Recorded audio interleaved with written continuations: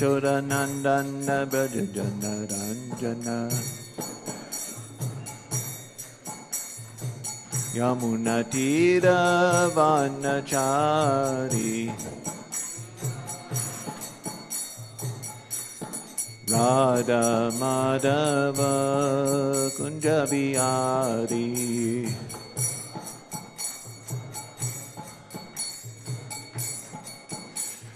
Gopijana Vallabha Girivaradari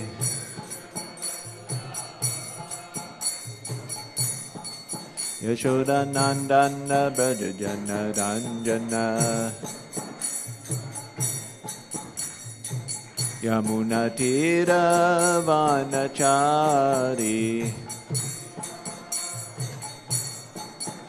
Hare Krishna,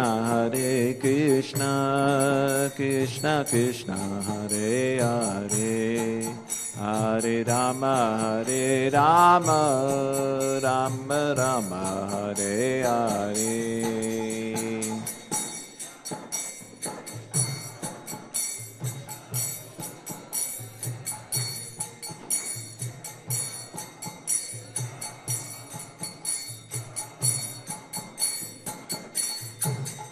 Hare Krishna, Krishna Krishna, Hare Hare, Hare Rama, Rama Rama, Hare Hare.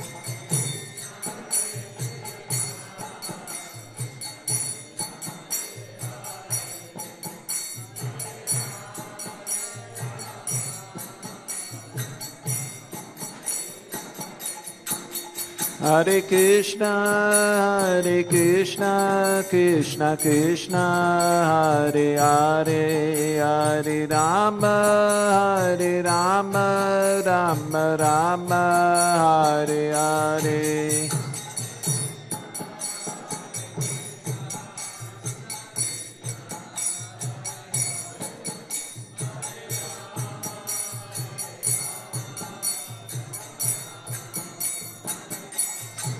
Jaya Prabhupada, Jaya Prabhupada, Jaya Prabhupada, Jaya Prabhupada.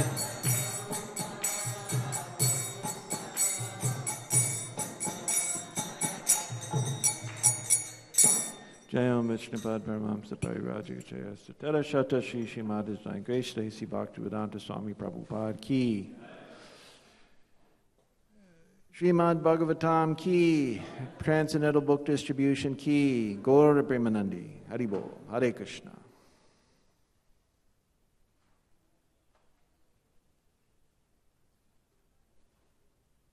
Om Namo Bhagavate Vasudevaya. Om Namo Bhagavate Vasudevaya. Om Namo Bhagavate Vasudevaya. So this is going to be a reading from Srimad Bhagavatam, Canto 4, Chapter 28, Text number 23.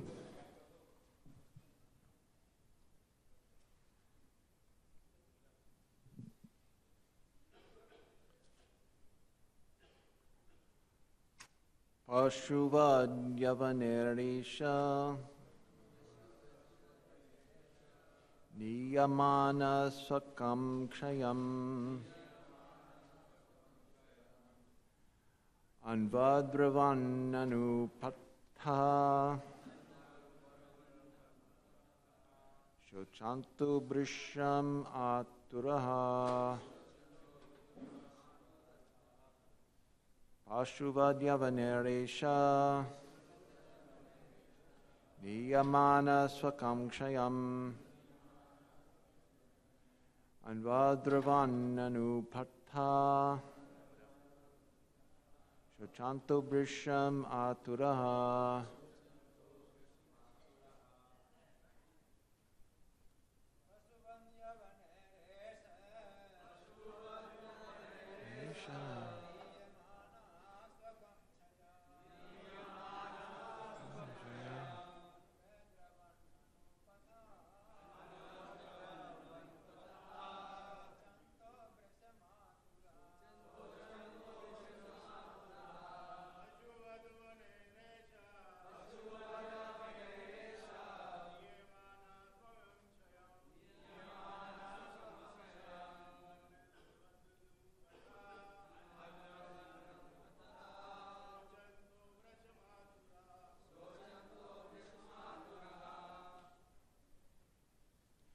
Ladies?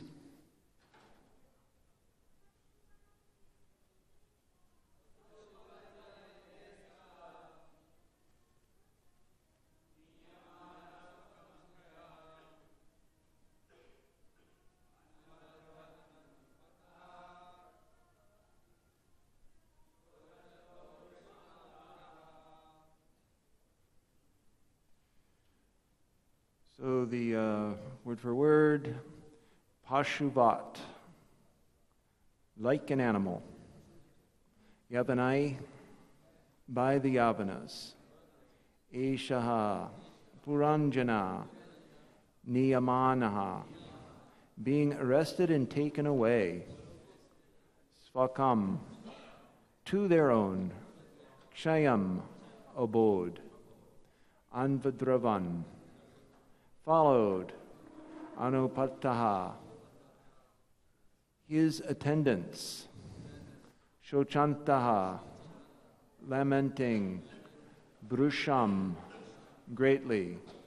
Aturaha, being distressed. Translation and purport by His Divine Grace Srila A.C. Bhaktivedanta Swami Srila Prabhupada. Jai.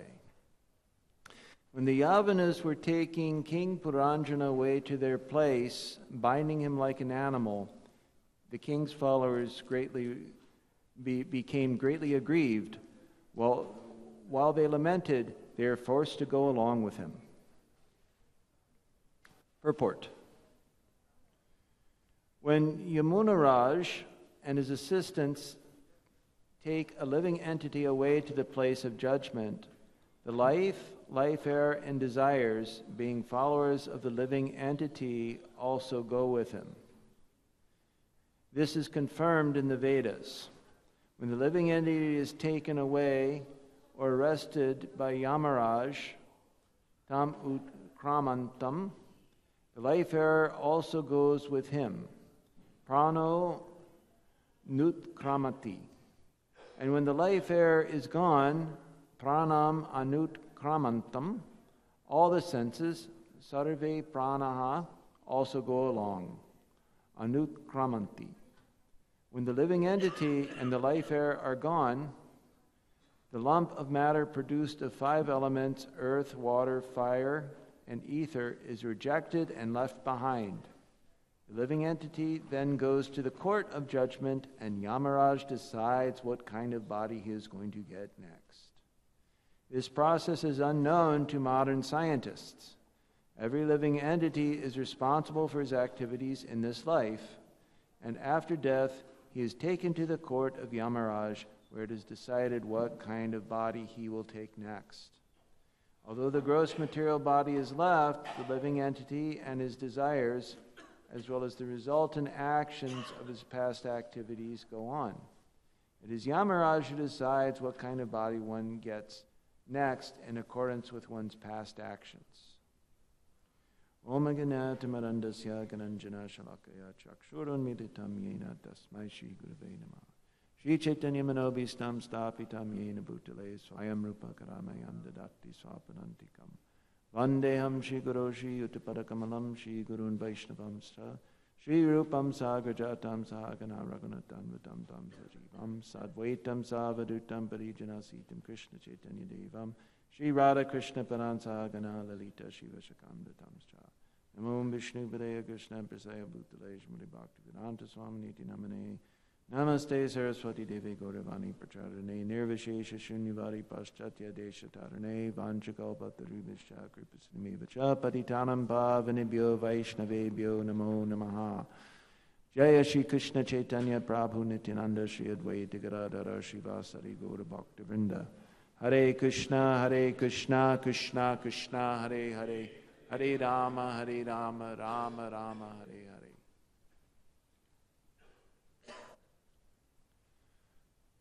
So in this verse, one important point to remember is this chapter is about Maharaj Puranjana becoming a woman in his next life. So so what's going on here is now Puranjana Maharaj is at the point of death. And so now the Yavanas, these would be like the Yamadutas. They're going to escort Puranjana and bring him to the court of Yamaraj to be judged. So this happens to almost everybody. Now, the people this doesn't happen to are those who are devotees of Krishna. So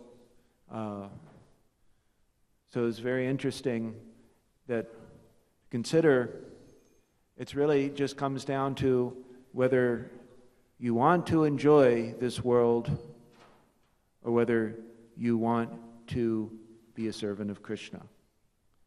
So therefore, it said, so the kinds of persons for who this is true, that you're going to go show up in front of Yamaraj.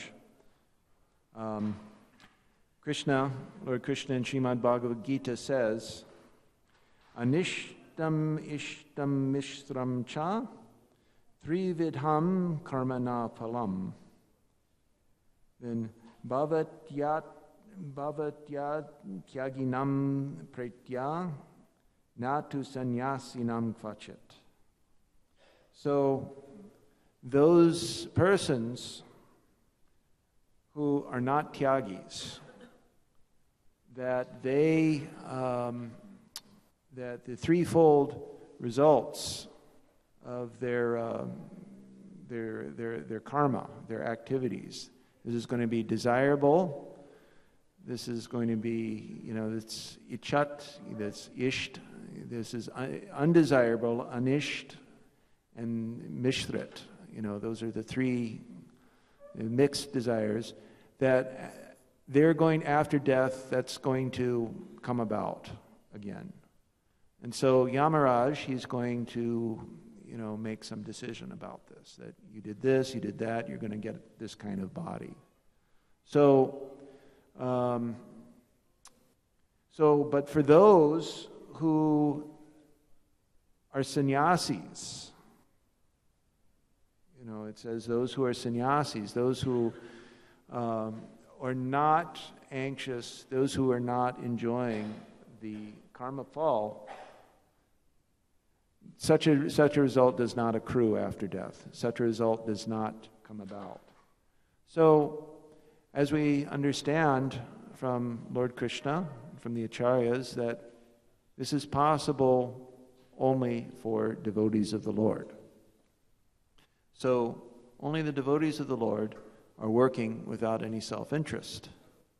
That is because they understand their constitutional position as servants of the Lord, and therefore their actions, there is no karma pal for them to enjoy. There's no happiness or distress of their karma pal that comes to them.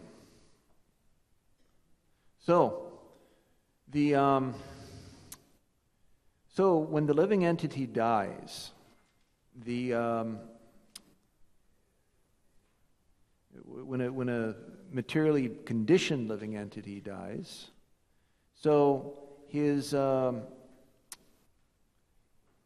life air goes with him, and his senses also go along with him.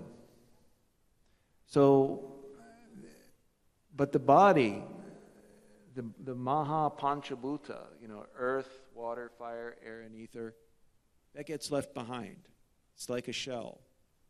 Sometimes in the sea there's a creature,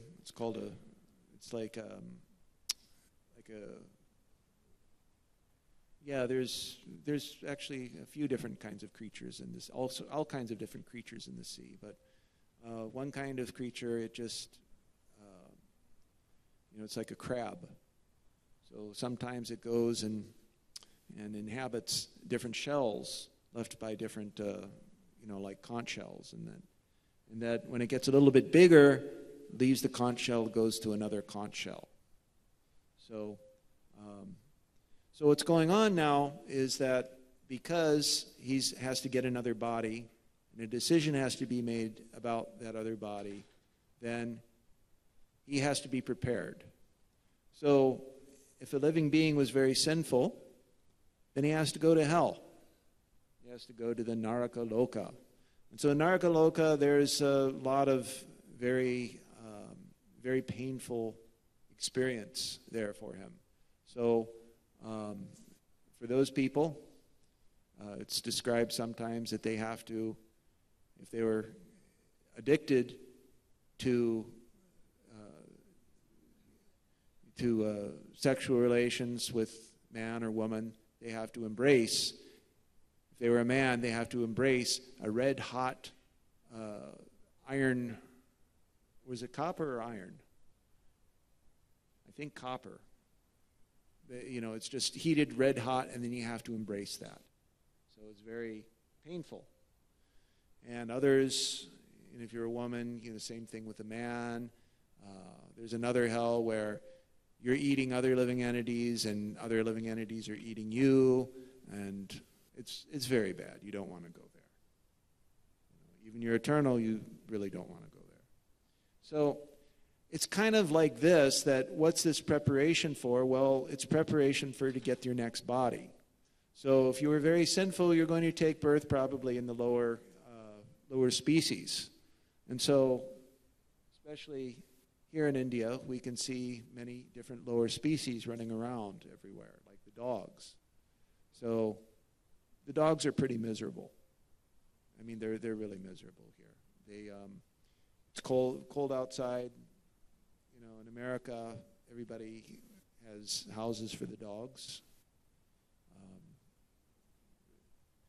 But nobody here, or very few people, actually more people do keep dogs now, but and you can see that the dogs sometimes they're diseased, and it's like they have this raw flesh and there's something eating the flesh, and they really look miserable. So this is the kind of existence a sinful person is going to come into, and to be prepared for that, he can't have kind of like the previous taste, because he's gone with his life air, his senses, his mind senses, and so forth. So that has to be, you might want to say it's like scrubbing the hard disk. It's like refurbishing your laptop or something like that. So when they take like a magnetic hard disk that they store information on, and if you want to wipe that out, there's a whole kind of like process that you have to subject it to. It's like maybe, several hours, like maybe like a day or something, that you're just, pounding the magnetic disks with so many different frequencies of electromagnetic radiation so that the disk is completely clean. There's no even trace left of a digital signature that you can go and you can recover. So that's kind of what's going on here. So you're being prepared. That hellish experience is preparing you so that finally when you get to this, dog life or something like that, oh, what a relief. Oh, I am glad I'm a dog. So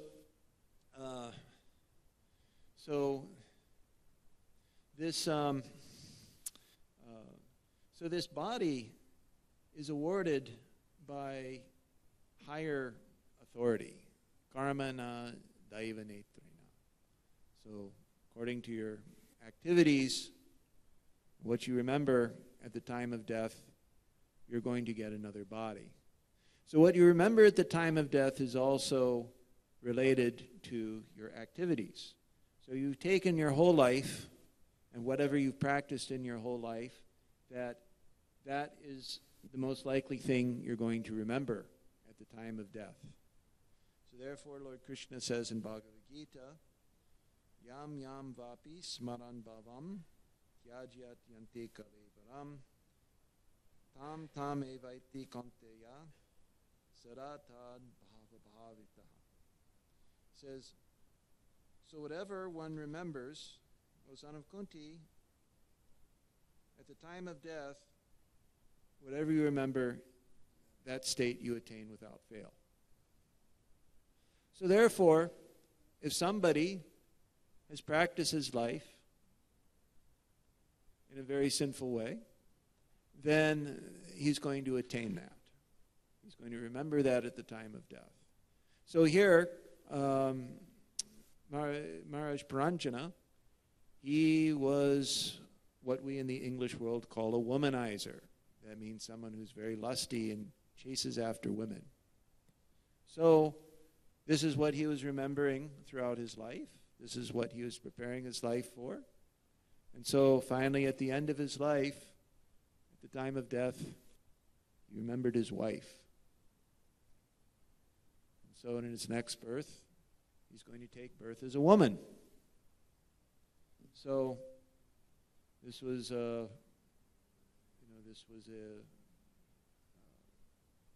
is what's going to happen to him. So, but if one remembers Krishna throughout his life, then one does not have to go through the trouble of birth, death, old age, and disease anymore. So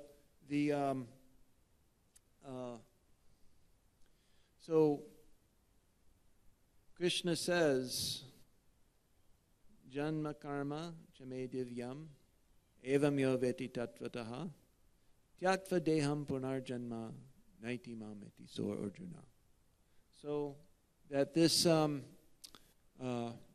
one who knows the transcendental nature and appearance of Krishna, he does not take birth in this material world, but then he attains Krishna's abode.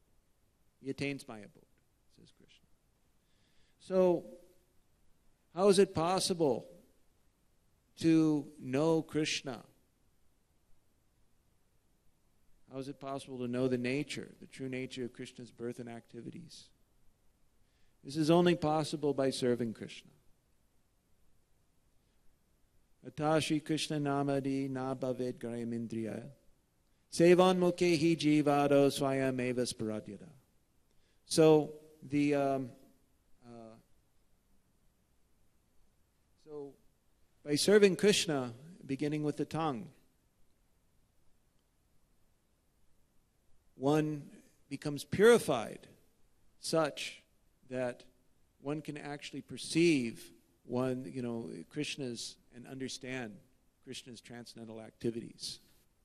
So it is not possible to understand Krishna with the blunt material senses. This is matter. So if we are covered by matter, we cannot see Krishna. So therefore, in order to actually perceive Krishna as he is, it is necessary to have a spiritual body, to have transcendental senses. Therefore, just like it is said, in order to enter into fire, one must become fire. So in the same way, when one purifies the senses by transcendental service to the Lord, then one is able to factually perceive the Lord, understand something, and worship him. Otherwise, it's not possible. So this is something that the material scientists have no knowledge of. So material science, of course, is concerned with matter. And the scientists are under the misconception that all there is in this world is matter. So the material scientists and the Nirvisheshvadis, the impersonalists, they have something in common. So the impersonalists, though they are also transcendentalists, they are under the misconception that when the Lord comes and appears in this world, that he assumes a material form. They think that because the Lord is he's spiritual, that any form that he takes in this world that we can see has to be material. But this is a mistake. So the living entity, we understand that the living entity is also spiritual, like the Lord, in that Krishna explains by analytical philosophy in the beginning of the Gita, just like when a living being changes in body from boyhood to youth to old age, that the soul is not changing, but the body is changing. And that at the time of death, there's simply another change of body involved. And therefore, a sober person, he's not bewildered by such a change. Dehinosmin yata dehe komaram yovanam jara tata dehantara praptir dhiras tatra namuyati. So, here we're being given some further information about what is going on here. So, there is a change of body that's being described, but what's not being changed here, or actually what's happening is that the senses and the life air, these are also material, and desires. It's also important to remember that desires are also material. This is not who we are. Our constitutional position is servant of Krishna, so therefore there's material desires that come up within us. That is not us. That's something else. That's something. But these things, they carry on with us to the next body. So it might seem like there's a body that's moving on, but actually the soul is covered by this. This we call our subtle body. It's subtle because it's not gross. It's not given up with the things. So scientists don't know about this. So isn't it wonderful? There are aspects of this material world that the material scientists cannot understand. So we can appreciate this point by understanding that in our ordinary life there are things that also we cannot understand unless we take them from authority. So just like it is said that if one wants to know who one's father is, the only authority is one's mother. So similarly, to understand this material world perfectly, one has to accept Vedic authority. So the Vedas tell us who our father is. Our father is Krishna. And they tell us, and the Vedas also tell us about so many other things in this world which the material scientists can never understand by the experimental method. So there are so many examples of this. Just like I give the example that if you want to know what the average income of drug dealers are, there are people who sell drugs here in the city, and as in so many major world cities, but they don't want you to know who they are. So how will you do the experiment? Isn't it? They don't want you to know who they are. How will you do the experiment? So you can't know. But we know that this is something in the material world. We know there's probably an average income for this class of people. But we can't know. So it is unreasonable then when the material scientists come and say that we're actually studying reality and you're just studying some belief. But we push back and say, no, this is not belief, that even in your science, you depend on belief. You believe that you can understand everything by material science, when in fact, your senses and your ability to understand things are so limited. So that's your religious belief. So So one may question, why does this matter at all anyway? It says, you've got your books, you've got your belief, I've got my belief, but at the end of the day, we have to eat, we have to sleep, we have to go about our lives, we have to die. Even you guys die. It's not that you don't die, you die. Just like we do. The difference is that human life is meant for a higher purpose. So, this purpose is what defines us. So we have you might say that just like we have a desire to breathe, that's natural for us to breathe. So because we have this propensity to breathe, we can understand that we need oxygen, we need air.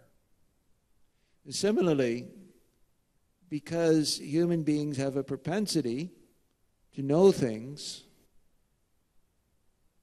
so this propensity is this propensity for knowledge, higher knowledge, is also something that's real. It indicates that there's something there that exists in the world. That's something that exists in the world. This is this knowledge, this self-knowledge, because we have this propensity. So therefore, human life that is not spent in trying to understand this higher purpose is simply a waste of life. Again, it could be said, well, that's your belief, but I could just use some money. I can use a good house, I can use some money, and so forth, like that. But if we look at just ordinary life, like law, just in laws, laws assume that people can know right from wrong, that there's right action and that there's wrong action. Okay? So, if one can act, if one has the freedom to act in a right way or a wrong way, which is what is presumed in ordinary legal discourse, then one also has to accept that the self or the living being has some independence from material nature. In other words, that the living being there's something intrinsic to him. There's some necessary part or some essential part of the living being that does not matter. Because otherwise, if we are matter, then there'd be no question of morality. We're just acting according to our material nature. If I come up to you and I hit you and I kill you, well, it's my nature to come up to you and hit you and kill you. Isn't it? So it's like animals, tigers. The tiger comes in the room and he starts eating people, attacking and eating people. We wouldn't say the tiger really had a choice. Tigers just do those kinds of things. They pounce on people and they eat them. Right? But not so for human beings. So in human beings, we can understand that there's a glimpse of the spiritual nature, the spiritual world. And so, to understand this any further, it is necessary to hear from authority. So, the Srimad Bhagavatam here is giving us detailed knowledge. And if we take this knowledge and understand it and live according to it, then our actual purpose of life will be fulfilled and we will become free from all kinds of material miseries, all kinds of problems. Nashta prayeshva bhadreshu nityam bhagavata sevaya. Bhagavati uttama shloke bhaktir bhavati naishtaki. So by serving this Bhagavat, by serving this Bhagavatam, there's two Bhagavats. There's the person Bhagavata and there's the book Bhagavata. So the book Bhagavata is directly Krishna himself and his instructions, and the person Bhagavata is one who lives his life according to the book Bhagavata.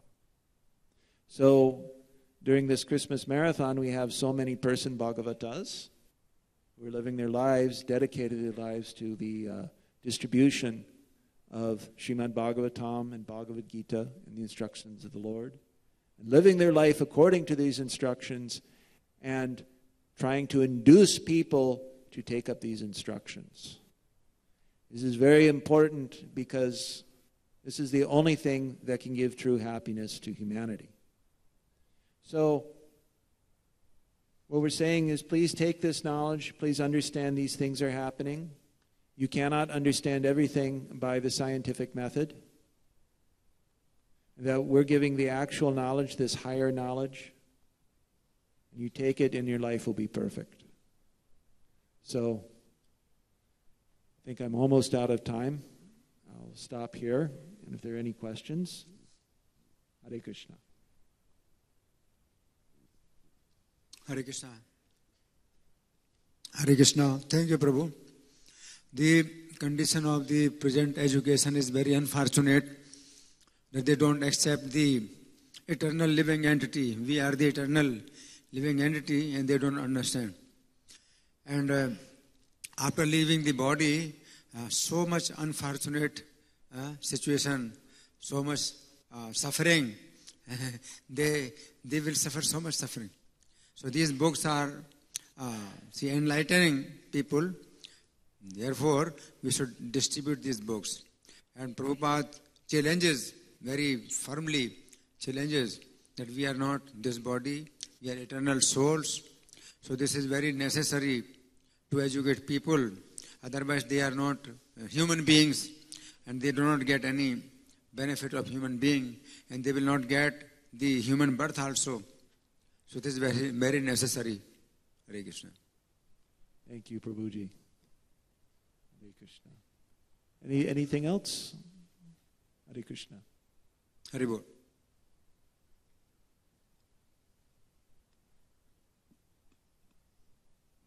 Most of the scientists say that this hard question of hard problem of sentience and consciousness, we are yet to solve. And they give the logic that, it is matter, a pattern of matter has produced the consciousness, and we are yet to resolve that. So when they give, it will take time for us. So what should we give the logic to them? Well, this is, that's a belief. Okay, it's because how would you prove that? Because it's, this is just how the scientific method works. In science, to prove causality, you have to show that a certain cause, that there's no bias involved in saying a cause. Just like, for example, if you want to test a medicine, you have to prove that there's no other underlying cause to it. Like smoking. They said that for many years smoking causes cancer, but you couldn't test that directly on human beings. You couldn't make people smoke for 10 years, and choose randomly people to smoke for 10 years and smoke. You couldn't do that. So that's a conjecture that they're going with. You just can't. You can say that it might be like that, but we don't know. It's a belief.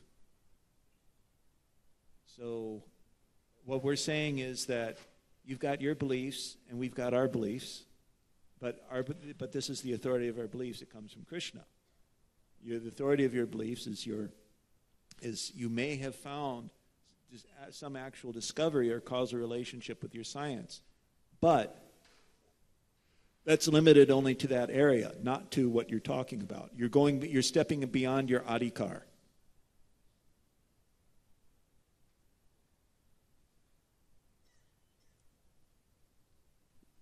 How we say that this is because it is above matter, because they are saying that we will find out through matter only, and it will take time. No. That's a belief that we'll find out in matter, because you don't know that yet. And how would you even make a through the experimental method, you can't say that everything can be known through matter. You can't make that kind of experiment. Not possible. Because you'd have to study all the matter, all the universe. It's beyond what anybody can possibly imagine. So it's a conjecture, and it's an unprovable conjecture. So therefore, to resolve that, you have to hear from higher authority. That's it. Anything else? All right. Would you like to have any last word, Prabhu? Okay. Srimad Bhagavatam ki jai.